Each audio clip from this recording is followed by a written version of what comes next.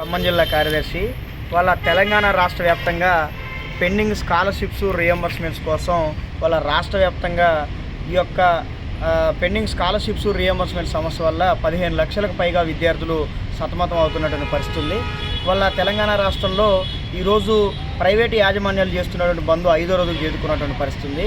అంటే ఈ రాష్ట్రంలో గత 4 సంవత్సరాల నుంచి కూడా 8,500 కోట్లకు పైగా స్కాలర్షిప్స్ రియంబర్స్మెంట్స్ పెండింగ్లో ఉన్నటువంటి పరిస్థితి ఉంది. కానీ వాళ్ళ రాష్ట్ర ప్రభుత్వం వాళ్ళకి కమిషన్లు వచ్చేటువంటి పథకాలపైన దృష్టి పెడుతూ వాటికి నిధులను కేటాయిస్తుంది తప్ప వాళ్ళ పేద మధ్యతరగతి బడుగు బలహీన వర్గాలకు సంబంధించినటువంటి విద్యార్థులు ఎవరైతే వాళ్ళకి కావాల్సినటువంటి నిధులు ఉన్నాయో ఇవాళ రియంబర్స్మెంట్ స్కాలర్షిప్స్ మాత్రం విడుదల చేసేటువంటి పరిస్థితి లేదు.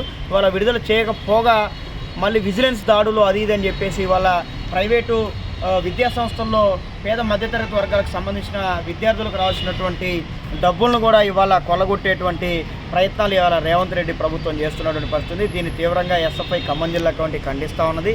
ఇవాళ రాష్ట్ర వ్యాప్తంగా పెండింగ్లో ఉన్నటువంటి స్కాలర్షిప్స్ ఫీజు రియంబర్స్మెంట్స్ను తక్షణమే విడుదల చేయాలని చెప్పేసి కూడా డిమాండ్ చేస్తూ ఉన్నాం. ప్రైవేట్ విద్యా సంస్థలు మూసేయాలి, ప్రభుత్వ విద్యా సంస్థలోనే విద్యార్థులు చదువుకోవాలని చెప్పేసి వాళ్ళు చెప్తా ఉన్నారు. ఇవాళ మేము దాన్ని సాదరంగా ఆహ్వానిస్తూ ఉన్నాం. ఎందుకంటే ఇవాళ ప్రభుత్వ విద్యా విధానం బలోపేతం అయితే ప్రైవేటు విద్యా సంస్థలు జరిగేటువంటి దోపిడీని కూడా అరికట్టడానికి అవకాశాలు ఉంటాయి.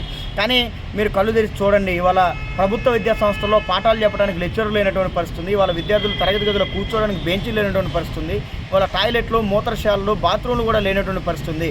ఇవాళ రాష్ట్ర వ్యాప్తంగా ఉన్నటువంటి ప్రభుత్వ విద్యా సంస్థలైన గురుకులాలలో ఎంతోమంది విద్యార్థులు అక్కడ ఇరుకు గదుల్లో చదువుకోలేక వానొస్తే వల్ల గాలొస్తే గలగలనే చందంగా ఉన్నటువంటి పరిస్థితుల్లో తట్టుకోలేక ఆత్మహత్యలు చేసుకొని చనిపోయేటువంటి పరిస్థితులు ఉన్నాయి.